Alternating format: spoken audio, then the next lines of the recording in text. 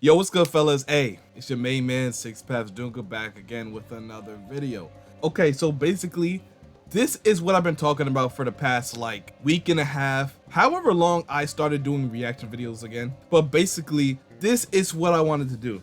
I know you guys see me reacting to Naruto explaining Kidomaki, but this is the real objective on why I'm gonna be doing these reaction videos. Small creators like this, I want to give people a chance to, you know, get their content out there. Because honestly, these are the creators that's gonna be next up. Just look at this thumbnail. Look at this thumbnail. That's a good thumbnail. I ain't gonna lie. That is a clean thumbnail right there. And people like this, they put so much time and effort into the videos and they don't get credit for it. So I'm gonna help with that. They probably will get credit anyway, you know, as they grind, they're gonna grow, it's natural, but I'm gonna just accelerate the process, you feel what I'm saying? So, TF Anime, I found his channel and I was like, you know what, let me check it out, let me see what he's about, you know what I'm saying? I do have a lot of small creators that I already know and I like to react to, but this is a new one. I never really seen him on my feed before, so hey, let's do it. So we got Kashin Koji's secret plan to destroy Jura revealed. Before we do anything, before we get into the video or anything like that, make sure you guys go on his channel, TF Anime, drop a sub. If you don't want to subscribe, because I know a lot of y'all are stingy with the subs, just drop a like, man. He got 117 likes on this video. Let's try, at least try to get him to 200. I think we can do that. It's safe to say more than 100 people is going to be watching this video. And as you guys know, the likes help the videos get into the YouTube algorithm. They push the videos out there. So if 100 people like this video in a short span of time like that, this video is gonna hit more and more people's recommendations. So let's get it done. Also, I'm gonna leave the link to his channel down below in the description. Jura is undoubtedly the strongest character in the entirety of Boruto TBV VORTEX. Facts. To the point where Kashin Koji stated that at their current strength, their chances are less than 1 in a million. Just deep that for a second. You have the likes of Boruto, Damon, Kawaki, Mitsuki, Sarada, every strong character in the entire You see, it's the passion, bro. It's the passion. You feel what I mean? You can't even lie. The editing is clean. It's on par with some of the YouTubers that's pulling like 50, 100K views on a Boruto video. You feel what I'm saying? It's really nothing different, if not a little bit better. So I just never understood how these channels just go under the radar like this. Every strong character in the entire series, plus the insane strategy and sensory units that Konoha have access to. And Jura just notice all of this? Nah, the writers have gone too far with this one. This scaling is just getting ridiculous. But in the end, Jura and the Shinju are defeated. Well, how could I know this, you may ask? Well, think back to the flash forward sequence and Boruto and Kawaki are fighting in a destroyed Konoha, but Kawaki said he would leave Boruto alone while they deal with the Shinju, so it's clear they must have dealt with them at that point, and that will be the deciding battle, I would say, the clash of ideals paralleling the end of Naruto Shippuden. All I want to say is, bro, let's go back real quick. This scene right here has been the gateway for so many theories, so many discussions throughout the Boruto community. It's insane, to be honest. It's insane. Like, ever since TBV VORTEX started, scratch that, ever since the Boruto series started, this scene right here has raised so many questions. The first and most popular theory is the Jogan. Obviously, Boruto has the Jogan in this photo right here, but he hasn't revealed it yet in the manga. So there's a bunch of questions right there. And then we got the destroyed Konoha in the background. Who destroyed it? This hasn't really been questioned up until the Shinju's introduction, because there is a world where the Shinju have destroyed Konoha, and this fight happened soon after they finished defeating the Shinju or whatever. But then again, it's very likely that Boruto and Kawaki just destroyed Konoha with their battle. So I don't know if they want to take the route they did with Naruto and Sasuke in their final fight, because right after the 4th grade ninja war, right after Naruto and Sasuke freed everybody from the infinite Tsukuyomi, Sasuke was on go. He was on go time. He was ready to scrap right at that moment. So is this the same direction they want to go with Boruto and Kawaki? I don't know. I don't know. If it is, then it's likely that destroyed Konoha could be a result of the Shinju battle. But not really related to the video. I just wanted to get that out there. But yeah.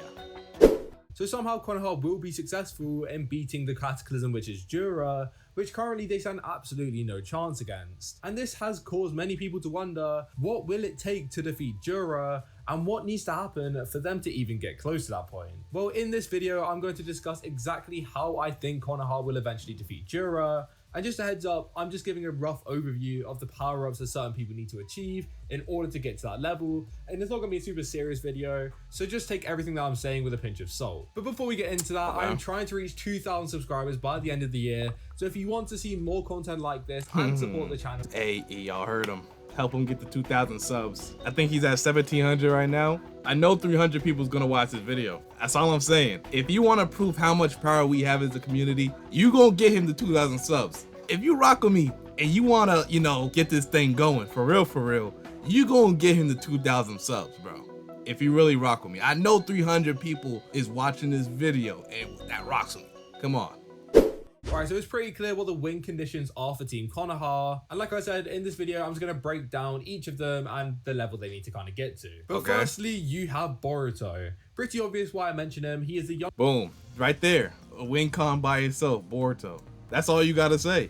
Actually, I would say a win con for Boruto is just the Uzuhiko. One of the main reasons why Boruto can't really use the Uzuhiko against Jura is because he can fly. And unfortunately, to use the Uzuhiko properly, you have to stay grounded. The writers definitely knew what they was doing with that one. They just made it so Boruto can just be like, all right, Jura, here's a full power Uzuhiko and just take it to the face. No, if you want to hit Jura with something like that, you're going to have to plan it really good. Or just make it impossible for him to get hit with it. Because the power of the Uzuhiko is limitless. It can probably one-shot Jura if he maxes out his power, but that's probably not going to happen. That's probably not how they're going to beat Jura. But Boruto is definitely a key factor into all of this. Without him, it's nothing. Like Kashin Koji said, it's nothing they could do without Boruto. So he's the main key piece you gotta focus on. Whether it's gonna be Boruto and Kawaki, Boruto by himself, Boruto with the help of his allies to beat Jura, it's gonna be centered around Boruto. He's the centerpiece.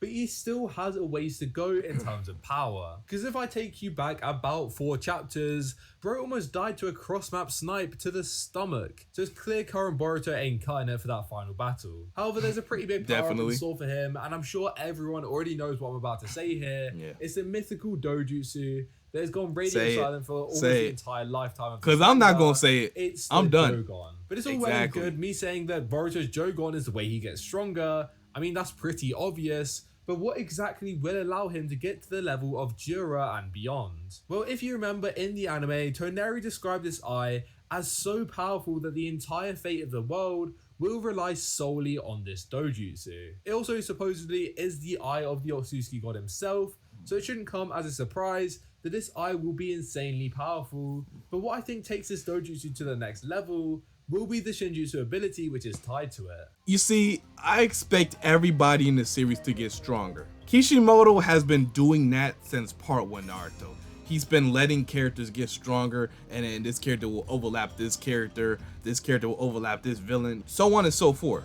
Right now, pertaining to chapter 17 of 2 Blue Vortex, Kawaki is about to get his limiters removed from AMADO.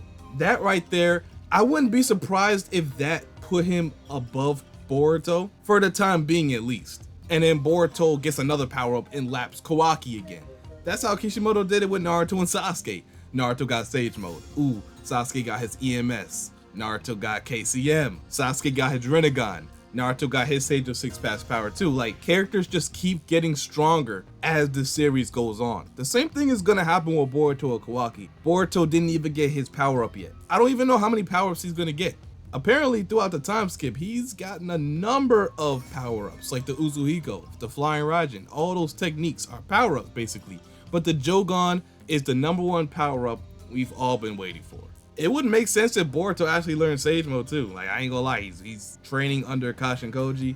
Kashin Koji, it's a perfect Sage. It makes sense. Nature energy is the Ten Tails' weakness. Like, it all goes together. So that could be another power-up for him.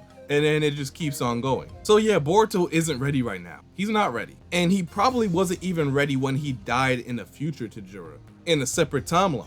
So that means if Boruto didn't get the help that he's getting right now, the amount of time it would take for him to surpass Jura, he wouldn't even get there. So judging that Boruto from the future wasn't even able to beat Jura, it's gonna take Boruto a long time.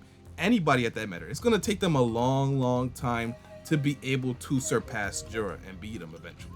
But the rate Boruto was going, I mean, he could probably get to that point in 1 or 2 years. So this Boruto right here is probably around 16, 17. Like, yeah, it's gonna take them a couple of years to be able to get that power to beat Jura. So Tubular Vortex is gonna be a very long manga, guys. It's gonna be very long.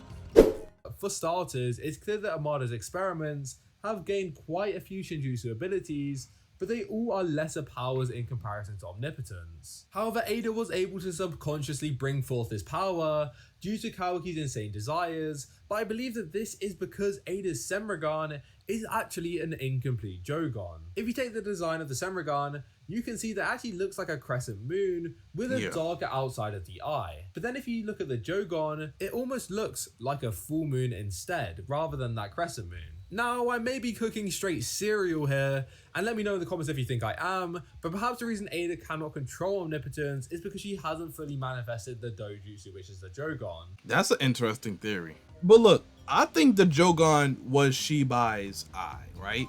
And that's just the thing. The Jogan is going to be so damn broken. You guys don't even understand. Ada's Senrigan is nothing but a bit, just a part of the Jogan's true power. Shibai had multiple Shinjutsu, we know this, and AMADO stated that he put Shibai cells in each one of his cyborgs. Ada, Delta, Damon, he even gave Code some Boro and Kashin Koji.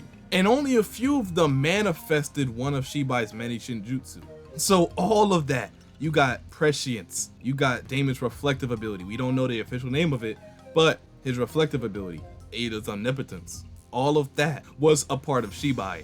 And then Boruto has his original eye. I'ma just let you guys put together what that actually means. So instead of just saying, okay, Ada has an undeveloped version of the Jogan. No, her Senrigan is fully developed, but it's only a part of the original state. It has no more potential than it does right there. That's just my theory on the Jogan. I have many more theories on my channel. Go look it up, but I'm done talking about the Jogan because I feel like I talked about it quite enough to where everybody's just sick of me talking about it. Some people think it's not real. I had a lot of arguments back in the past about whether it's real or fake. I'm done, man. I'm gonna just let the manga cook and we gonna see. But another thing that will transcend Boruto's character will be the use of the karma. We know that Boruto eventually is able to use his karma again due to the flash forward sequence where he activates said karma. But right now, he is too scared to use it. The Jogan and the karma, for his character, 2 power-ups right there. To actually use the ability once again. The only problem I have with this is if it's safe for him to use the karma, surely Kashin Koji just tells him to use it. And I think there is only 2 real situations where I can see him telling Boruto to not use it just now. One is he wants Boruto to do it naturally, much like I discussed in my previous video. Kashin Koji is limiting the amount he tells Boruto about the future, just because it means they deviate from their fate too much. Or it could be a case of Kashin Koji deems it too risky for Boruto to use his karma, since he sees in so many futures that Momoshiki is able to take over. But that also doesn't mean that it's guaranteed for this to happen. But because the risk is too high, he just tells Boruto not to use it for now. But maybe Boruto will be forced to take that risk after getting pushed into a corner by Jura or one of the Shinju,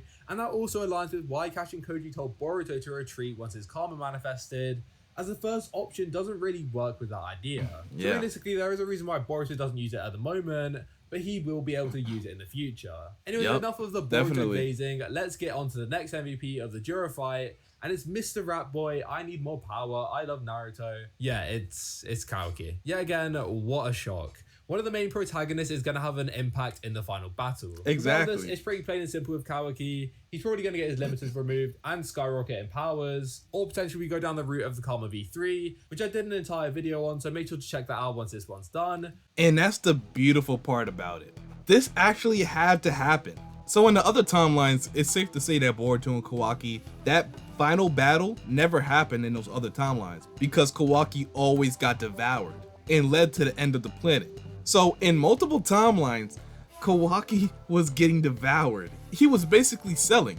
There was no Boruto versus Kawaki at the end. And it's most likely because Boruto never told Kawaki that AMADO was hiding his true power. Kawaki never found out that he had limiters on him. So he never reached his true potential. And by Boruto telling Kawaki about his true potential, about his limiters, Sure, you probably look towards a better future now that Kawaki is stronger. He can support Boruto, he can help Boruto in the fight, and he'll most likely be a big asset. But in the long run, you're giving Kawaki that much more power to be able to take down Boruto at the end. So it's like a double-edged sword. In one timeline, you could keep Kawaki weak and never have him be a threat to Boruto, but the likelihood of him getting devoured skyrockets massively. And in the other timeline, you can give Kawaki this power, but in the long run, he's probably stronger than Boruto at the end, and it's gonna make his goal of defeating Boruto and the rest of the Otsutsukis that much easier. But if it's for the good of the future, they have to go with it. So neither future is good per se, but there's a future that's more favorable than the other, and you just have to take that one. That's why I love to talk about timelines. It's really interesting. And there could be a lot of other stuff that Kashin Koji isn't telling Boruto just because he wants to protect him. Like, for example, there can be a reason why Kashin Koji didn't immediately tell Boruto that Jura was going to be after Himawari. And this could create a conflict between the two later down the road. Let's say if there was a future which was more favorable than the other, but for this future to happen, the more favorable future, Himawari has to die. Now, if you tell Boruto that, he's not gonna go along with that. I don't care. But Koji, a guy who doesn't have these emotional ties, will do something like this. Because if it's for the sake of the future, he understands that some sacrifices are to be necessary.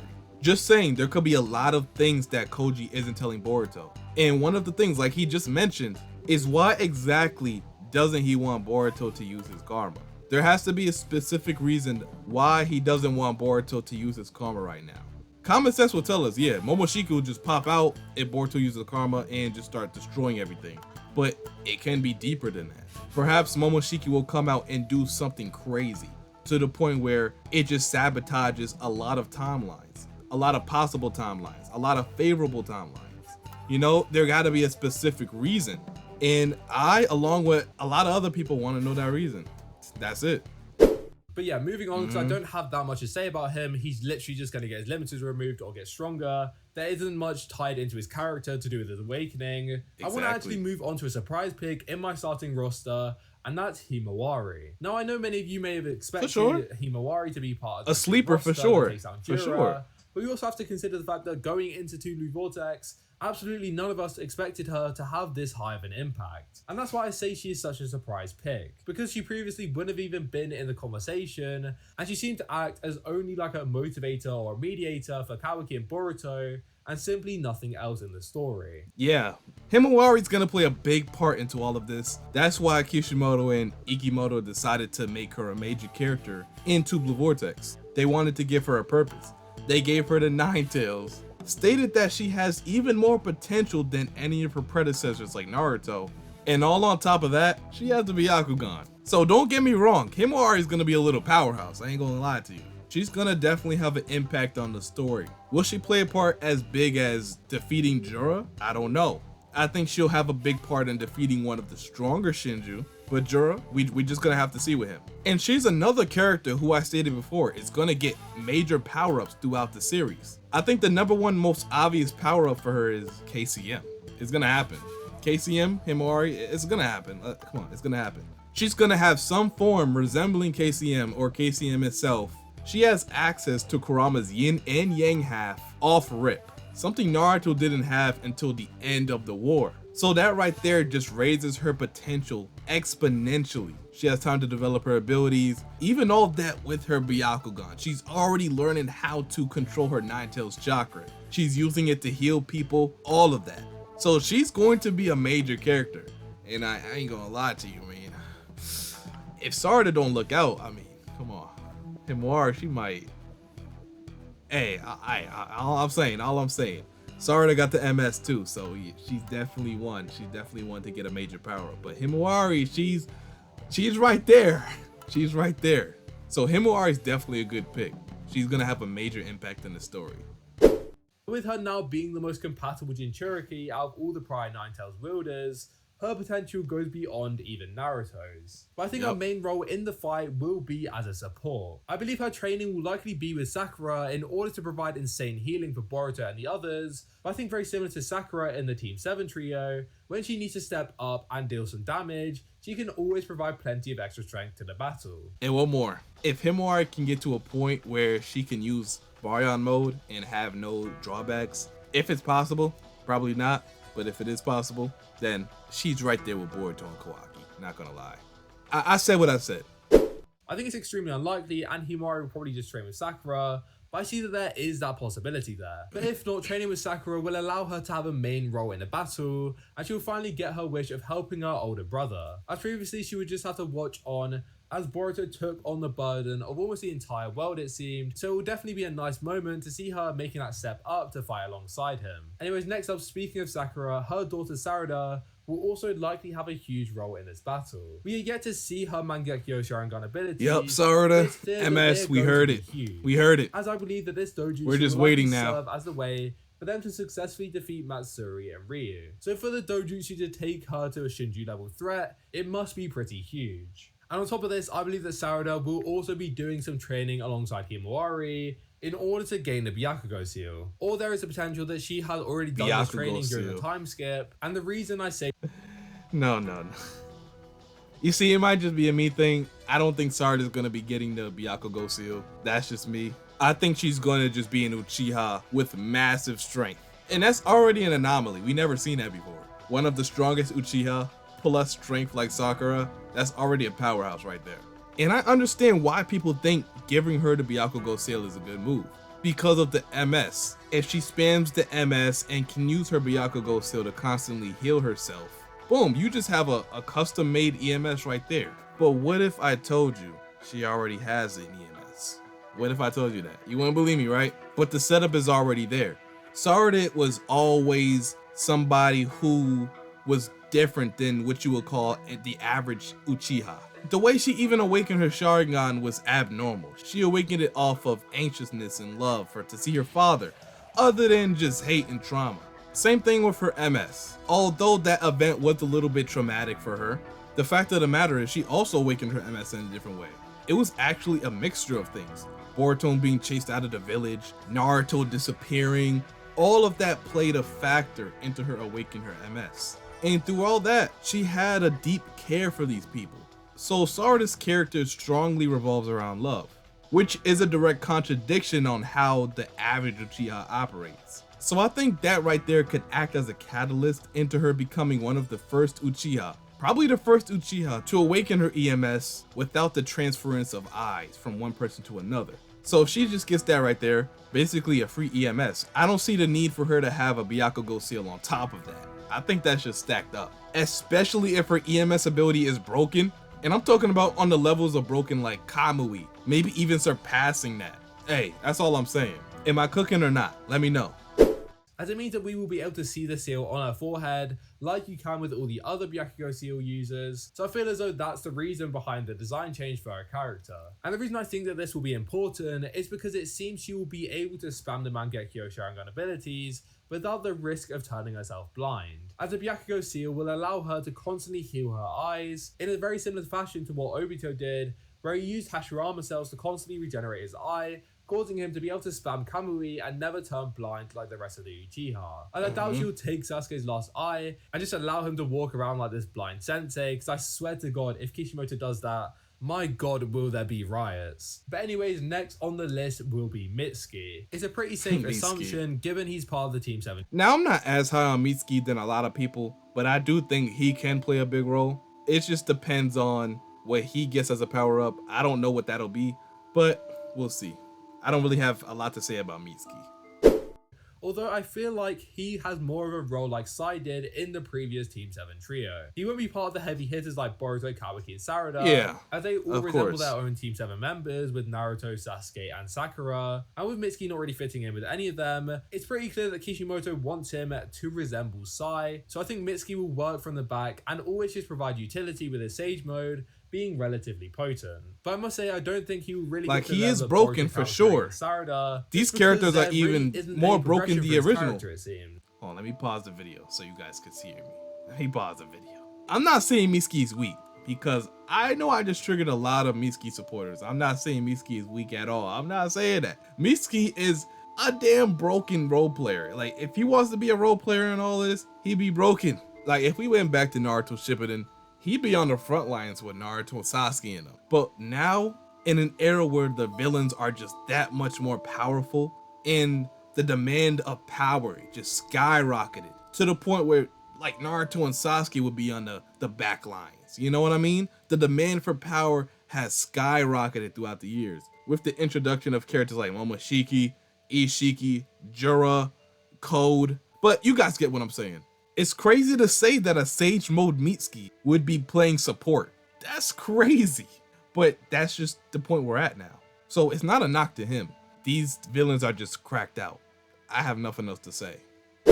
With Boruto, you have the Jogon. With Kawaki, you have the Limiters or the Common V3. With Sarada, you have the Mangekyo Sharingan. And with Himawari, you obviously have the Biju mode. But for Mitsuki, he's already got his Master Sage mode, so there isn't really another jump in power that he can really have. And as it stands, he's weaker than current Boruto quite considerably. And current Boruto needs to have a huge jump in power to reach Jura. So I don't quite know how Mitsuki could realistically close that gap. You can train your Sage mode. Some jump in power for Mitsuki that would allow him to at least be useful. That's a possibility. Against Jura. And I think if he isn't fighting against Jura, his role will be to fight less as Shinju. But I guess we'll have to wait and see with him. Anyway, I believe that Ada and Damon will actually not end up fighting Jura. And the reason I say this is because I believe that Ada and Damon will... Hey, I know a lot of you guys are going to be watching this after the release of Chapter 17. But just know, when everything was getting leaked and all that, one of the main leakers lied about Damon versus Jura. Had the whole community in an uproar. And I'm recording this video on the same day it happened. But I'm just speaking to y'all from the past. Damon versus Jura was supposed to be a thing, but they lied to us. They lied to us. So at this point, I'm done trusting leakers, man. Once the scans come out and the translations, that's what we're gonna be doing, man. That's all I'm gonna be trusting from now on. You can't trust the leakers, man. Whenever they say what happened, whatever, you can't trust it. I'm sorry. But yeah, about Mitsuki, you can train Sage Mode to be more powerful. Now, his ceiling with Sage Mode, I don't know if it's stronger than current Boruto. It should be stronger than current Boruto. We just have to see. But at that point, Boruto's just going to be 10 times stronger than what he is now. So Mitsuki never really had a chance to catch up to guys like Boruto and Kawaki. But, you know, there is a way for Mitsuki to get stronger. That's all I'm saying. Naruto stated that he was able to train his Sage Mode to a point where he could stay in Sage Mode for way longer than he did before. And his Sage Mode was way more powerful than it was before. So you can get better with Sage Mode, you can train your Sage Mode, and that could offer you a little power boost. But it won't be enough to handle the big hitters like Jura. But there is a path for Mitsuki to get more powerful, definitely. As I don't believe Mamushi will make his move on Ada without Jura making his move on Konoha. And Damon doesn't care about Konoha and is more focused on protecting Ada, which means he won't be drawn to the Jura fight and will likely position himself in order to protect Ada. Which will be very odd, but we also don't know Damon's true potential, as there are still abilities that Ada told Damon to hide. Yeah, we definitely. only saw Damon in the pre-time skip, and we don't know how much he's trained or gotten much stronger, so Damon serves as an unknown entity as of now. And finally, we have to discuss Shikamaru and Amado's role, as well as the Sentry unit.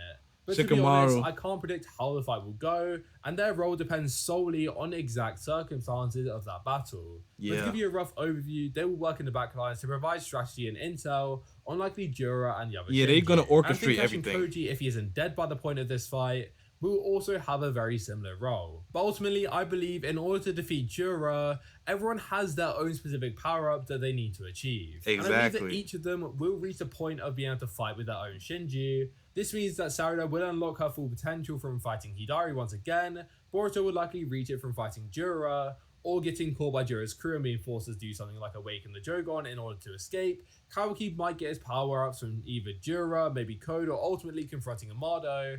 Himawari will likely just do some training with Sakura. So basically, everybody's gonna have their own part to play. Everybody's gonna have to get a power-up. Sarada is gonna have to unlock her MS. Himawari's gonna have to become more developed and reach her full potential with Kurama. Boruto's gonna have to eventually, get the Jogon. Kawaki, his limited removal, and so on and so forth. Everybody has to get their power up, and then they can possibly challenge Jura. But for right now, they don't have a chance in hell. But that's okay, because Jura's not an immediate threat to Konoha, so they have time. Everybody just has to play their part. And that's gonna be hard. That's gonna be a hard future to attain. Because everybody has to reach their full potential. Now I can see why in so many of the timelines they just failed. Because it's super hard. That is super hard.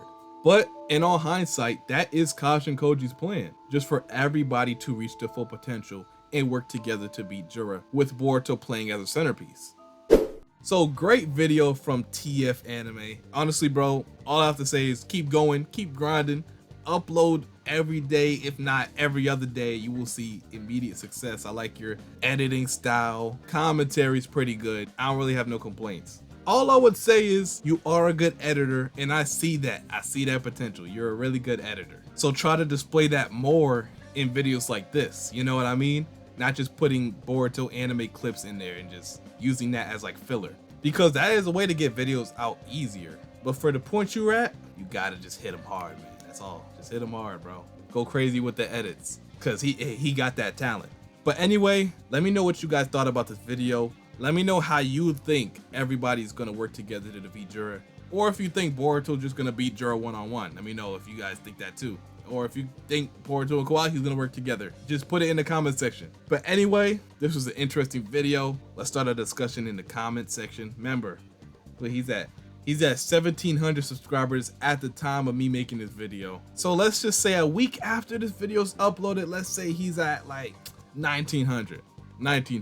I think we could do that. TF Anime, dope video. The link to his channel will be down below in the description, so go check him out. And let me know what other videos y'all want me to react to. Any other small creators that deserve some traction, deserve some recognition, you know, put me on to them.